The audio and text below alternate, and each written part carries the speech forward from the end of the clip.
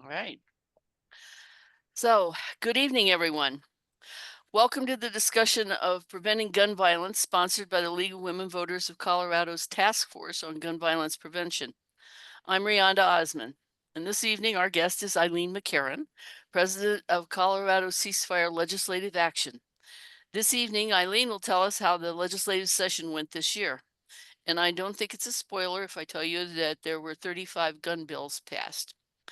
And that ceasefire was deeply involved in most of them. All right.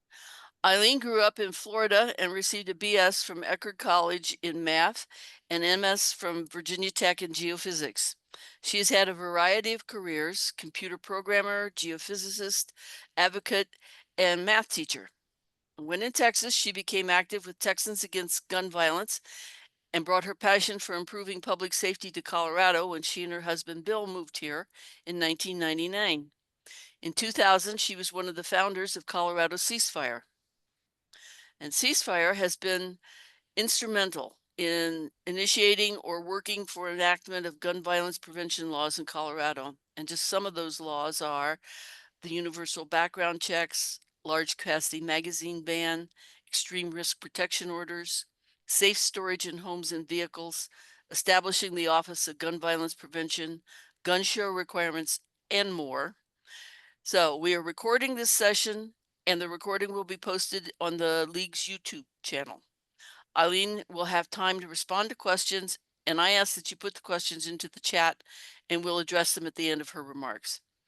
Before we start, I would like to remind us all that the League of Women Voters is a grassroots organization that has worked since 1920 to improve local, state, and federal government and to engage all citizens in the decisions that impact their lives. The Colorado League was formed in 1928. The League neither supports nor opposes candidates or parties, but we do interact with elected leaders at all levels based on our positions on public policy issues. Our positions are formed after member research, study, and consensus. We are passionate advocates, both men and women, who work to influence public policy issues. And now, I'm pleased to turn this over to Eileen McCarron. Eileen, welcome. Thank you, Rionda. I put in the chat a link you can use to on status of bills. If you want to copy it, it's from our webpage of where things stand. I update it as things get introduced or signed by the governor. And it also has a bunch of federal bills, not all of the gun bills federally. I do want to make one correction to what Rionda said. We did not do 35 bills this year. We did 12 that have gotten to the governor. We did more than that. We probably did about 16 that we worked on. But the 35 is probably culmination as of that moment that I sent you that of what had been signed into law since we started. And I just want to also say we just celebrated our 25th anniversary Wednesday night, which is kind of amazing. Barbara Dungy, I can't remember if you were with us at the very start or not, Barbara, but Barbara was with us for a long time at the start of our organization.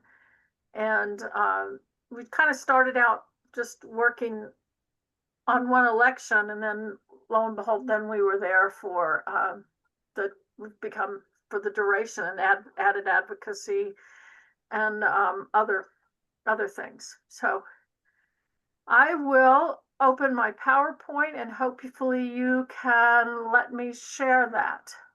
Okay. Let me see if I know how to do that. Here we go. Okay, and I'm going to do. Good.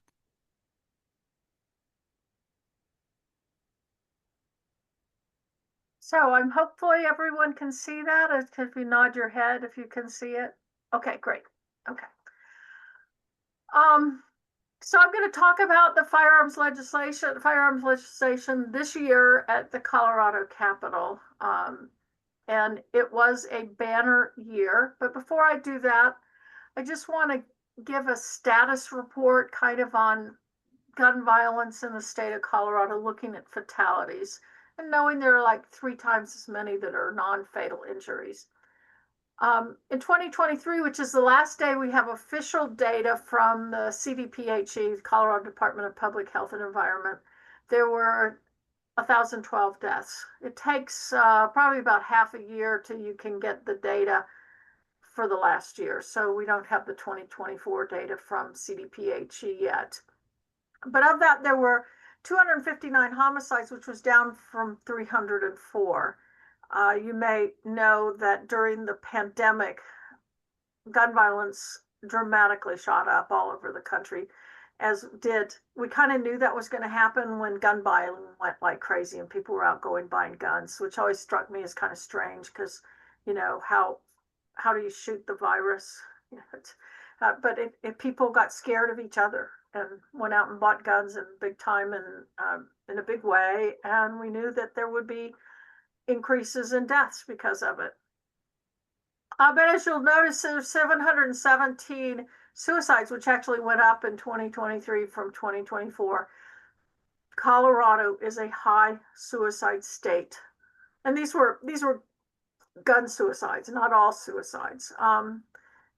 Colorado always ranks in the top 10 of suicide states, which intriguingly is largely populated by Western states, intermountain Western states. Idaho, Wyoming, Montana, New Mexico, Colorado are largely where the states that occupy those first positions as high suicide. And you can see that we went down in homicides. This is according to the Gun Violence Archive in 2024. The Gun Violence Archive is an online database anyone can go in and check on. They pull things largely from newspaper reports and things that police send out. They don't have very many suicides listed because generally suicides don't make the papers. It's usually just the families around and people and friends that know about it. It's unless the suicide involved a homicide or it's somebody very famous, will those ever make the paper. And as of this year, as of May 26th, that was Monday, there had been 71 homicides in our state, which is something, and these are gun homicides, which is pretty amazing because it's down from 103 in 2024. Again, this is Gun Violence Archive data. So we are seeing a drop in gun fatalities in the state. I do want to point out we do have a problem with youth and children and underage, being those 18 to 20. Most of the homicides are with handguns, and it's not legal for someone under 21 to purchase a handgun or even be in possession of handguns. So we still have a growing problem with youth access to firearms. I want to say some other stuff about the 2025 data and do some comparisons again as of May 26th from the Gun Violence Archive. Denver last year had 26 homicides, gun homicides by this date. This year, 10. I mean, this is an incredibly significant drop. And I sent a note to the police chief in Denver telling him, congratulations, something's going right here.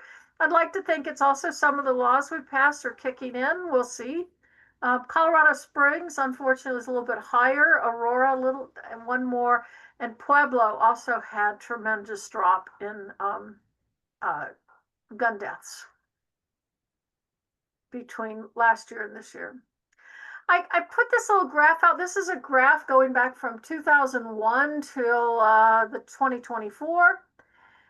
Looking at Colorado gun deaths, and this is suicide up here on the green, and the homicide is, and those the red curve, and it's the little blue one is data from Gun Violence Archive, and I put that up there to show you that they track pretty well.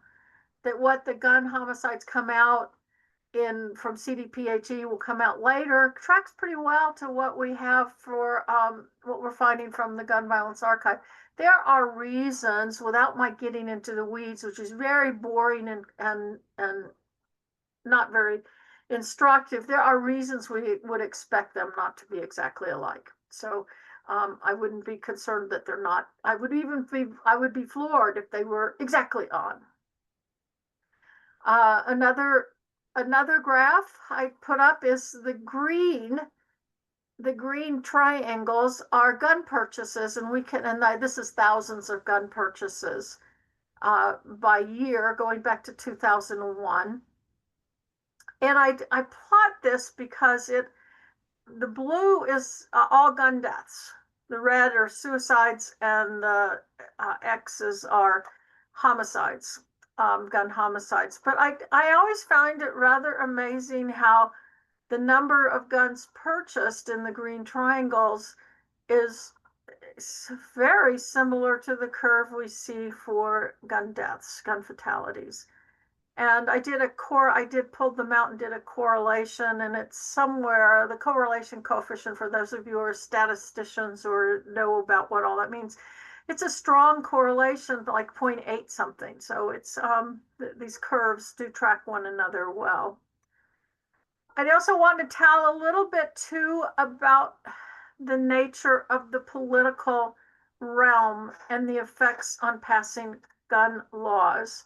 So this is going by red, blue, Democrat, blue, red, Republican, makeup of the governor's office in the first column, and the Senate and House going all the way back to 1961. And you can see that for a long stretch in here from 75, or even actually going from 67 to 2000, it was the legislature was pretty much all red. Totally, House and Senate were Republican. They were kept in check by Democratic governors. In 1998 election, Bill Owens was elected governor, and he kept a Republican House and Senate. And so the NRA was overjoyed that we're going to get our gun bills passed that have been not making it through because of these Democratic governors. So in 1999, there were a number of bills going through the legislature to loosen Colorado's gun laws. And as you know, on April 20th, there was the Columbine massacre, and those bills were either vetoed or yanked out of the system at that point because of they were ashamed of the bills at that point. We can't run this stuff while we've had all these 12 students and a teacher killed. The 2000 election, I put this black line in here because that's what I like to say. The 2000 election was where things started to change in our state dramatically. That's when Safe Colorado put the closing the gun show loophole on the ballot, and but the Senate became Democratic for the first time in 40 years. You can look and see that's the first time since way back in 61 to 2001, a Democratic Senate. I put these red arrows here because the trifecta year, the only way gun laws get passed, either restricting guns or loosening the gun laws, is if there's a trifecta that the House, Senate, and governor are all of the same party. So in 1999 and 2000, they had a Republican Senate, and they had a Republican trifecta, and they did get a few laws passed in 2000 that were not very good for us in our view of things. And then in the 2002 election, the Republicans got the Senate back, and so they had a trifecta that year, and that was the year we had the concealed carry law passed and the preemption law enacted. That preemption was overturned in 2021. We're still left with a concealed carry, and I don't think we'll ever get rid of it because of Supreme Court Bruen decision. I don't think that was a couple of years ago. I don't think we'll ever do it. So generally from here on, 2005 or 2007, the Democrats have had pretty much dominance at the legislature. And when we've had these trifecta years is when we have passed a lot of legislation. It was 31 bills going into this year from 2000 that we had counted as gun violence reform bills, and 12, we'll add 12 more hopefully to that to make it up to 43 in that. And I would comment, I will say this a little bit later, but anyways, you might say, well, why didn't you get things done in here? You had Democratic trifecta, and it's actually because we had a number of pro-gun rights Democrats at the legislature, and also a lot of fence setters who were still frightened of the gun issue to make to take a vote, and they were scared to do that. I think Beth McCann and Rhonda Fields really were the ones who broke things through, and John Morse in 2013 when they were able to pass 5 bills that year, particularly the universal background checks and others. So I'm just giving a little bit of historical look at how we get things. And last year was a banner year. We had 8 bills became law, and that was I think before that the most had been 5. So I just give a list of those. I won't go through them, but if you have questions, we can come back to that and talk about the banner year of last year. So constraints this year, as you well know, the biggest constraint on everything going through the legislature this year was money. They had, because of Tabor, Colorado has very tight restrictions, and unfortunately I'm told that it's going to be probably worse next year. And if President Trump does stuff he's planning to do with Medicaid, which got in that bill that got passed through the House, I don't want to call it the name they call it because that's totally an awful name, but it's a budget reconciliation bill. If that gets enacted the way it is, it's going to be an awful blow to every state. And a state like Colorado that has something like Tabor restrictions, it's going to be much, much worse. But that was a huge problem. In fact, we had a bill we were working on, had it all ready, sponsors, had some stakeholder meetings, and we had to shelve it because it was going to cost some money. And we were told, nothing that costs money, you can't go through with it. The other constraint is Jared Polis.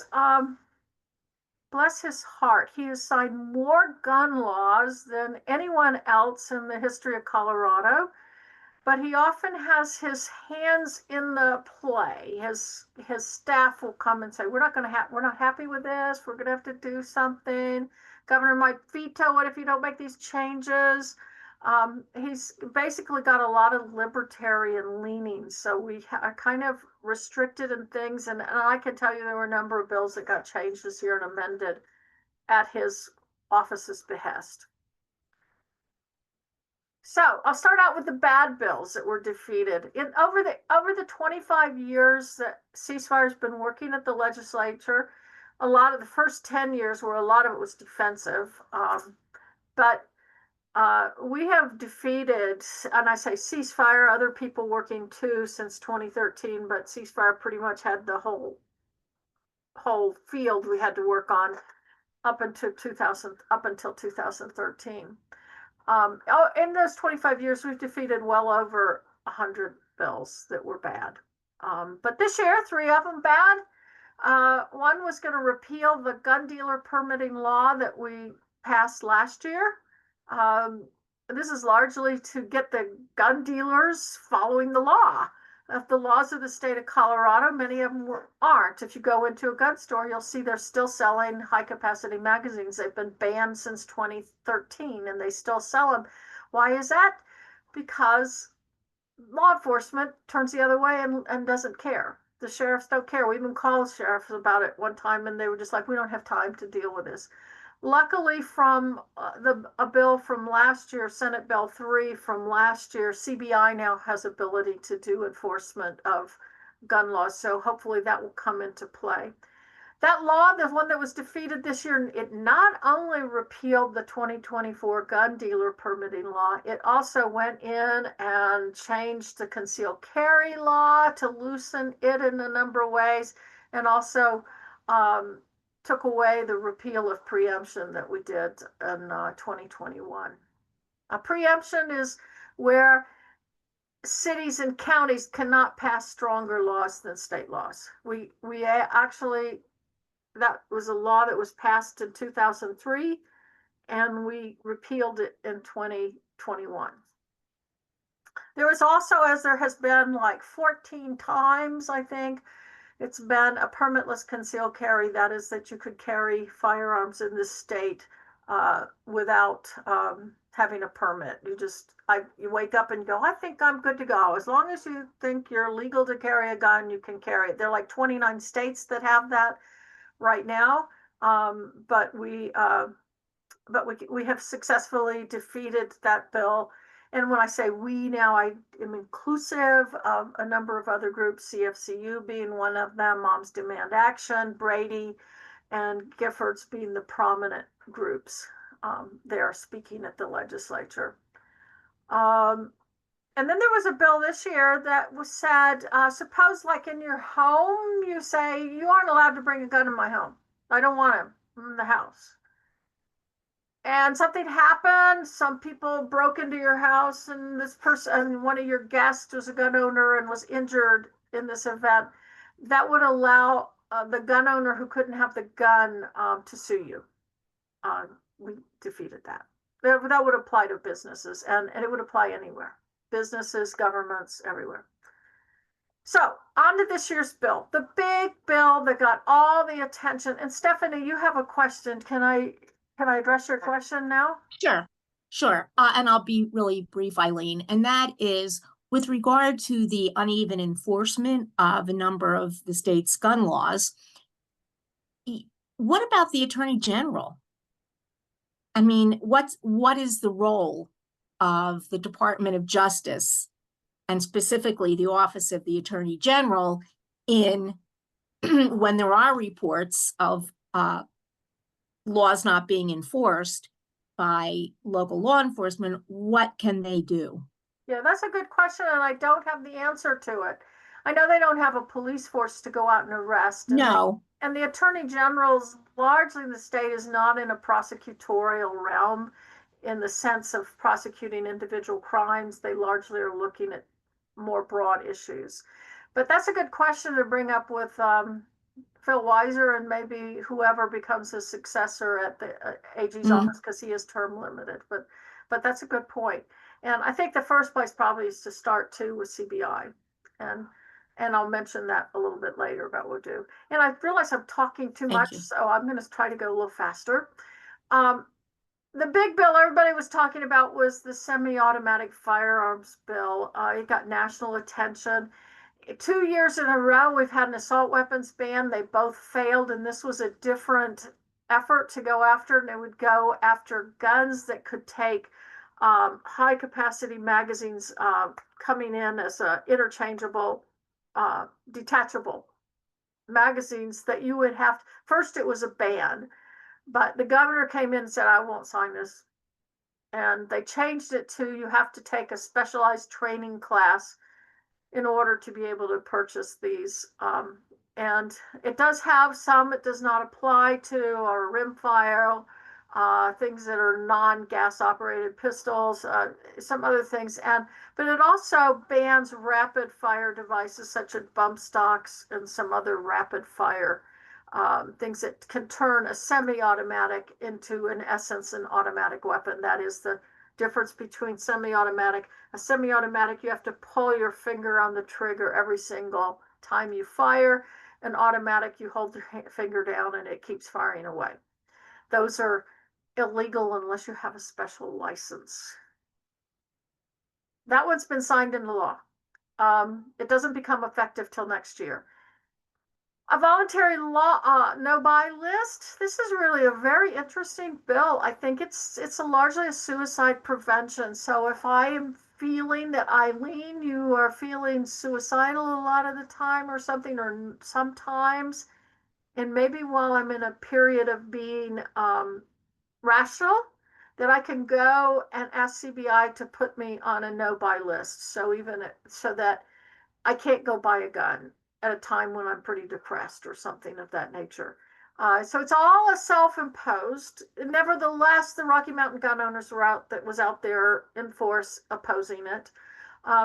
again, I've pointed out that we are a high suicide state, and it's just that delaying the access to a firearm can be very preventative towards suicide. It's on to the governor. It has not been signed yet, but the problem we face is they have to, because there's no money in the state. The bill got passed saying they're going to raise the money from private sources and foundations. So we will, and others will be out there with hat in hand asking people to contribute. They have to get $200,000. And this is to do the programming and stuff for CBI to put it into the NICS system. That is reversible too. Somebody can reverse it in 30 days. Senate Bill 59 was just requiring the Division of Criminal Justice to apply for and expend grant money to improve the state's response to mass shootings and providing support services for the victims of those shootings. It's been signed by the governor and is effective August, I think it's the 6th. I put there the 5th, it's the 6th. A social media bill, this was one that died. It died by the governor's veto. This is dealing with social media. A lot of youth can get guns on social media platforms, as well as drugs, and there's sexual exploitation going on for youth in those platforms. It has a number of things it does, and I am a person that doesn't do social media, so I really can't talk a lot about the ins and outs of how this would have worked. The social media companies were absolutely opposed. They worked their way with the governor. He vetoed it. The Senate overrode the veto with only 6 people opposing the override, but the House delayed and did not vote on the Friday to override the veto. They left it over the weekend. Monday came in, and the lobbyists for the tech companies and Rocky Mountain gun owners also had been out in force and put too much fear largely into Republicans to get it where they couldn't get the 40. I think they needed 44 votes to override the veto. They couldn't get to the votes, and so they delayed the bill till after the end of the session. So his veto held. And I went back, it seems like an override of a veto hasn't happened for 30 or something years. It's been quite a while. And this would have been an override with a Democratic legislature and a Democratic governor. Procurement, this one is yet to be signed. It's that the state agencies will not be able to buy guns from dealers who have been irresponsible and they're not following the laws.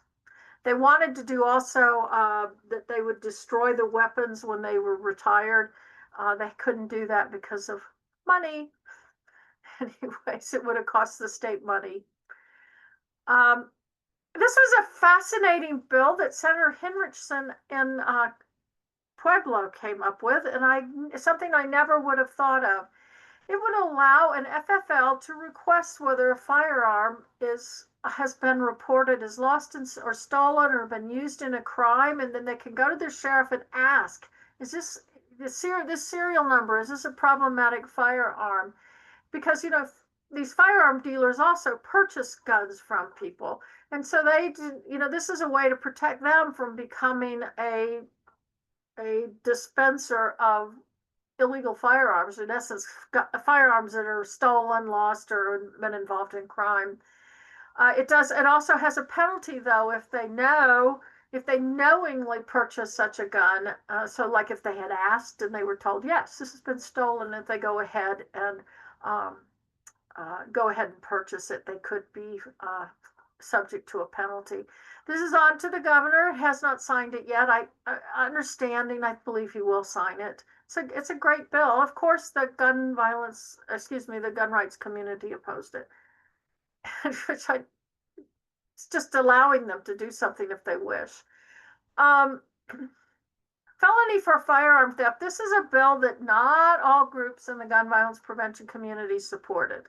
And it has to do a lot with increasing penalties for crimes. The current law is ludicrous. If you steal a gun that's under $300, the most you can, it's the based on the penalty is based on the value of the item you stole. And if under $300, the crime is a petty offense, and that's like maybe the $300 maximum $300 fine, maximum 10 days in county jail. So considering that stealing a gun is not like stealing a bicycle, guns have community impact in terms of a stolen gun is headed towards criminals to be used and youth. And so this is on to the governor. I believe it becomes effective when the governor signs it. I do believe he will sign it. Again, not all groups in the GVP realm supported this, but we were strongly for it. I love this bill, and this came out of the 2024 Domestic Violence Review Board that requiring CBI to notify a domestic violence victim when the abuser takes some sort of action. And the one that concern to us is if the abuser goes and tries to purchase a firearm and is denied, that CBI will have to tell the person who's being protected under that protection order that this action happened. And this alerts the person that they maybe need to be more careful what's going on in their lives. This is on to the governor. He hasn't signed it yet. I believe he will. The part that's a problem is it is dependent on getting $500K in federal grants. My understanding is I think they're going to get them, but with this Trump administration, gosh knows, but it will not, they can't do it until they put the programming into CBI's, how they will handle that. This was a bill that failed. It was an income tax credit for gun safes. We took no position on it because of the issue of money. And we saw that there was no path forward for it because there's no money. I also see a problem too, that you would go out and buy a firearm safety device, a gun chamber like shown there, safe, and then find out that when you filed for your taxes, you didn't get it because the money had already been spent. It was limited. There's only so much that it was going to go. And once they gave out $5 million, it wouldn't go any further. So people could be thinking, oh, I'm going to get reimbursed, and they weren't. I saw that was a problem for creating tensions. The ammunition sales, this one changed a lot from amendments, but it does prohibit retail sale to those under 21, but you can see there's a whole slew of exceptions that got put in amendments. It also requires assistance of the vendor. You can't go up and just on the counter pick up a box of ammunition. You have to ask the vendor for it, and they have it behind the counter. It also has things with regard to shipping, and that the ammunition, when it arrives at the retail store, cannot be received by someone under the age of 21. That's been signed into law. It becomes effective next year. This is a bill we actually at Ceasefire just decided to stay out of. It's freedom from election intimidation, which is a good idea, but they told us we couldn't talk about guns with it. So I assume we're Colorado Ceasefire. I mean, so we just took a neutral position. It has already been passed and signed into law.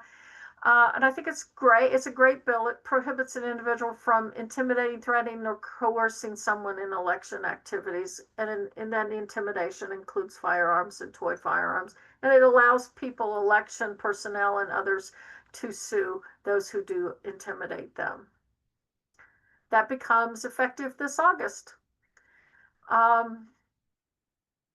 Vehicle theft, PALPO. This is another bill that not all people in the GVP community were supportive of, but we have several, without getting into the history too much, in 2021 there was a bill that took away all PALPO. PALPO is possession of a weapon by a previous offender, unless they were victim rights crimes.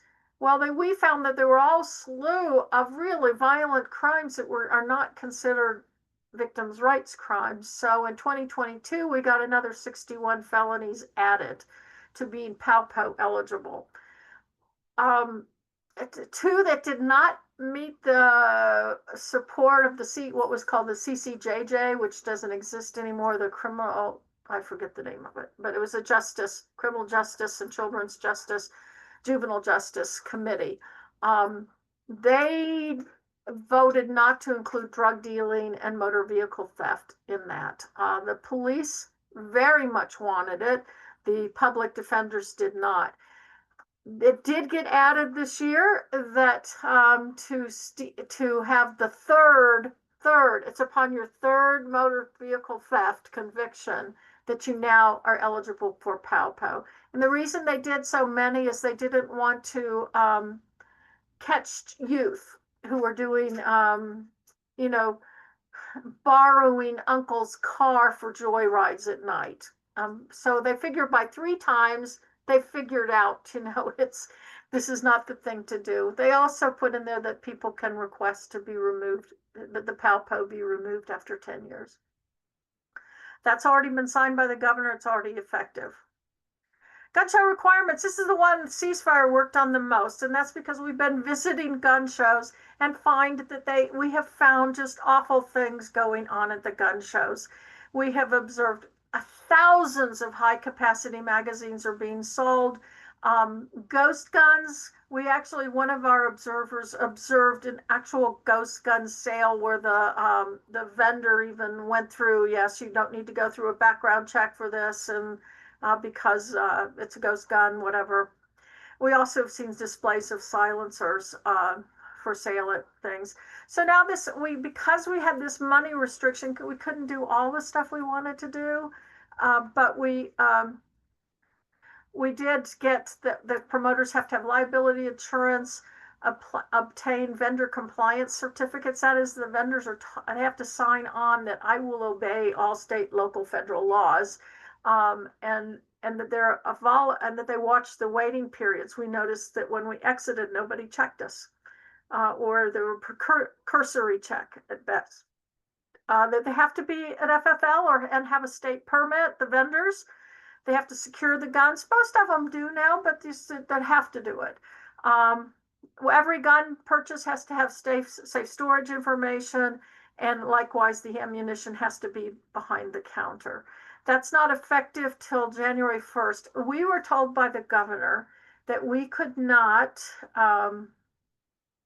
he would not sign this bill unless he got the gun show promoters to agree to it, or at least go neutral. So we had to take some things out that we had and make some compromises, but we did get the biggest gun show promoter in the state, which is Tanner, and others. They did go neutral on the bill. They did not fight the bill. And the other thing too, it has an age thing. You can't go in without your parents or guardians if you're under 18. I heard a woman complaining to me about that, and she had her little baby in her arms, and she's the grandmother, and she said, I can't take my baby into a gun show. I was like, oh well, I'm sorry. This one's is really a neat bill. The city and the Denver Public Schools already does this. They send out information at the start of the year to all parents about safely storing firearms. And this will now require that this be done in all school districts across the state. It's on to the governor. I can't imagine he wouldn't sign it. So I think he's going to. I will be shocked if he vetoes any of these. He might allow some of them to become law without a signature, which I think is June 6th. If he doesn't sign, he's still got 6 more to sign.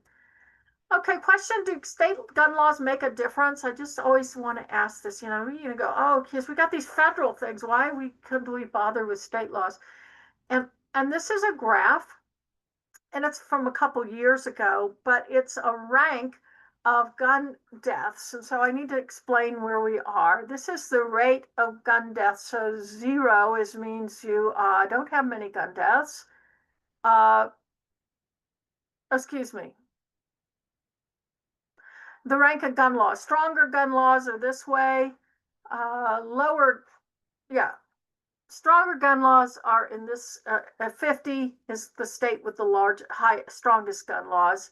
And your rank is where you rank. If you rank gun deaths low, you're going to be,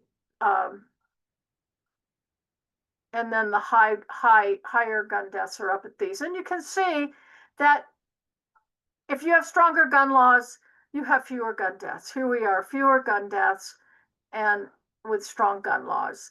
And Colorado actually underperforms, and that's largely, I think, because of our being a high suicide state. And we also, additionally to that, we have average number of guns in the state. So the states down here that are low gun deaths, tend to be not as many guns in the populace. The correlation coefficient for those of you statisticians is 0.75, which is strong. So just last thing to talk about is the Trump administration changes, because it's all on our minds. They are just, oh, June 14th, be out to protest at the Capitol, please. They are just doing so many things that are frightening, just awful things. I think, I think the worst are probably the failure to do due process. And also one guy suggesting we don't have to follow habeas corpus. This isn't with guns. So a lot of the things that most upset me aren't really with guns, but there are things they're doing on guns also. The budget reconciliation bill that the House passed this last week has a provision in it on silencers. And they're doing it because there's a tax in there of $200.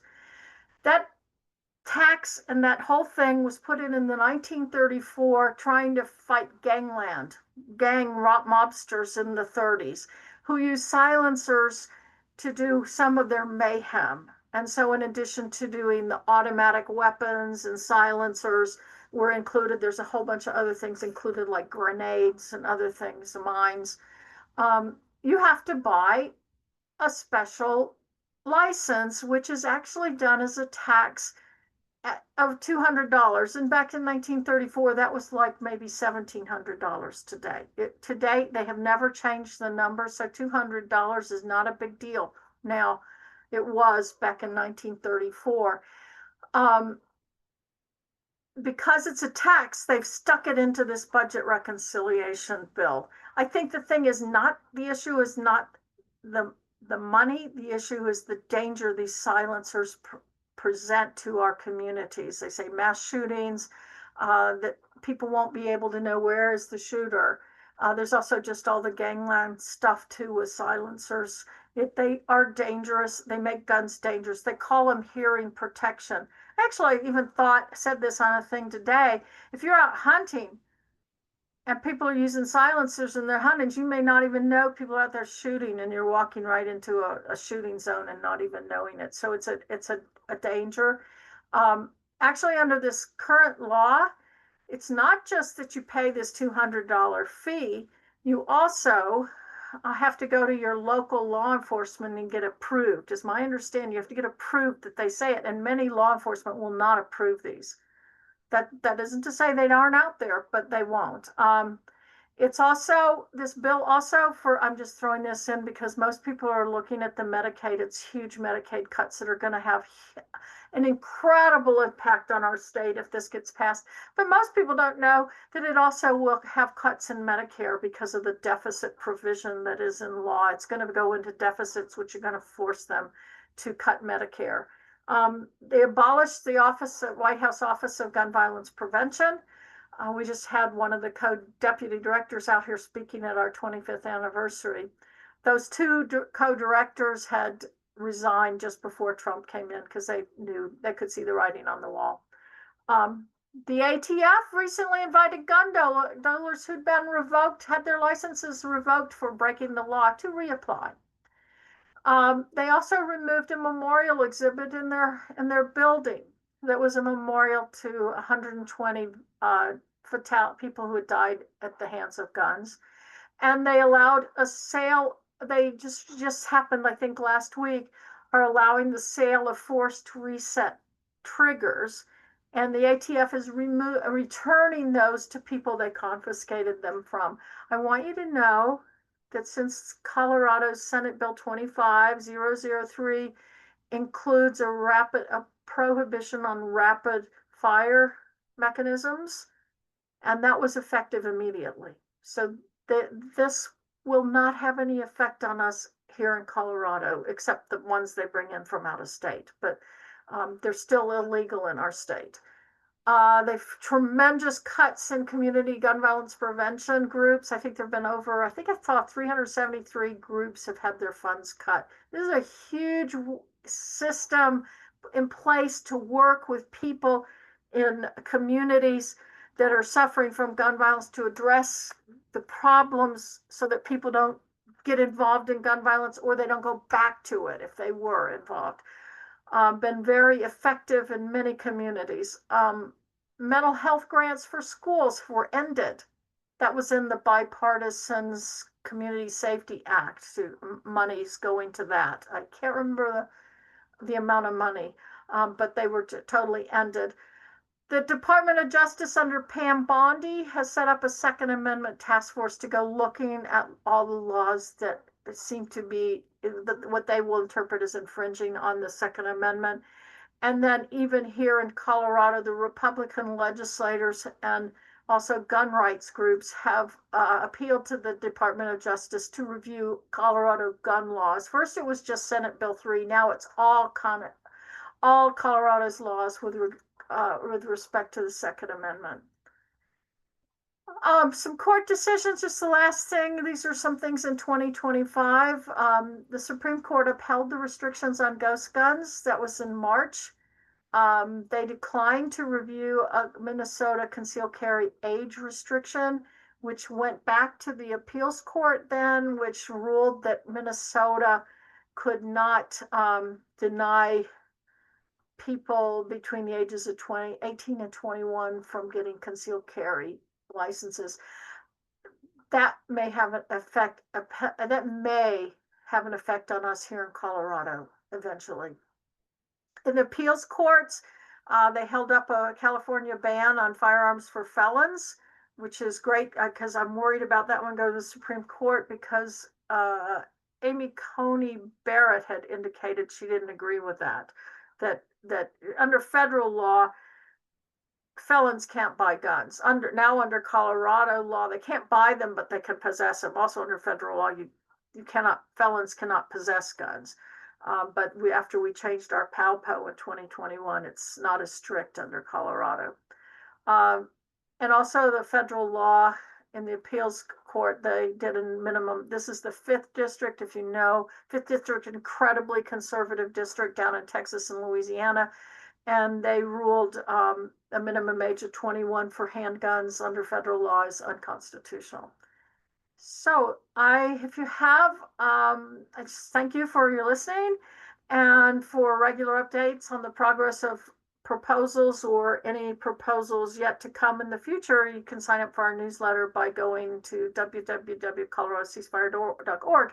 And I don't write it anymore, which I'm so relieved that somebody else is doing a much better job. And it would take me hours and hours to write them. We just generally do 2 a month. And they'll be a little more frequent if things are hopping. And so any questions? I can't see the chat right now. So are there any questions in the chat?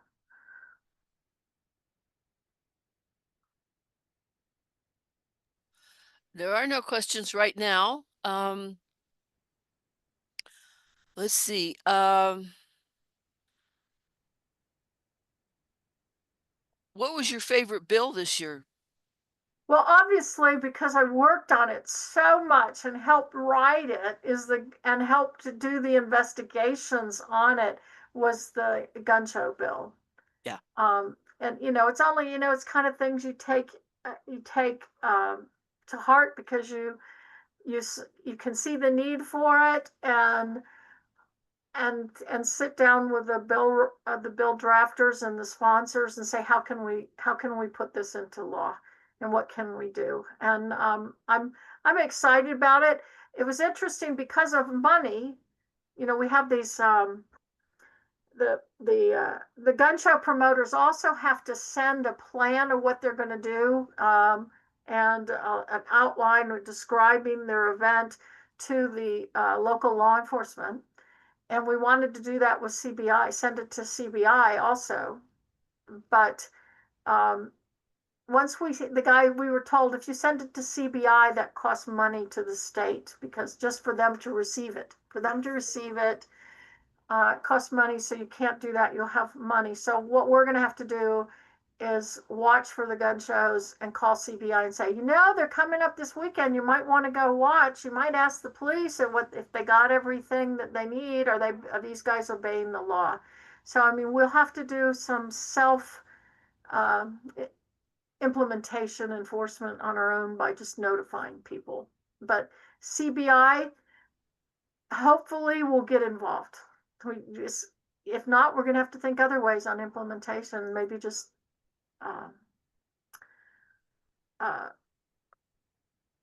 publicity about how they're breaking the law. Okay. All right. Well, I noticed that a lot of these laws in the proposals they talked about actually seem to me ways to help people follow the law better, to make it more clear what the law was, or to close a loophole, or do something sensible, like, if you can't own this, you can't buy ammunition for it, was that just my perception of what was going on, or do you think that was a theme as well? I think that might be a growing theme because we have passed a lot of laws and we still have problems of enforcement and implementation. And so there's more interest in that, how to proceed on that. There was a comment, I saw an article probably 2 weeks ago in the Denver Post about locking your guns up in cars, and that the police chief in Denver was talking about stolen guns, and that they're largely stolen from vehicles, the guns that are stolen and getting into the criminal market. And they talked about, and I was so happy to see this because the police chief talked about, we got a law passed last year that requires you to lock up your guns in your cars. And you can't, and it has specific things you have to do. It can't be visible from outside. And I was so happy to see him talk about that. And then the end of the article, they said, so far there have been no arrests on this, so indicating that maybe it wasn't being implemented, but really that's really going to be arrests are going to come in on that. Might be when police officers walking down the street and sees a gun just lying on a car, he could do an arrest on that. But more likely it's when a gun gets recovered in a crime and they trace it back and, it was taken out of my car. Oh, you must not have locked it up. So I mean, it is a difficult one to enforce, but the way it was stated in the article is like, well, it's not working. They're not really doing it. But the main point of the whole thing was to get gun owners to be more responsible and not to be making guns so easily accessible to criminals and people planning to get guns into the criminal market. Excellent. Okay, well, let's see. We are just about at an hour. You have told us many, many things. This was all such good information from all that good work you do. So I thank you, Eileen. Okay. And we will see each other again. Yeah, we'll be on it next year. There you go. Thank you very much, everyone, for coming. Okay, thank you all. Bye-bye. Bye-bye.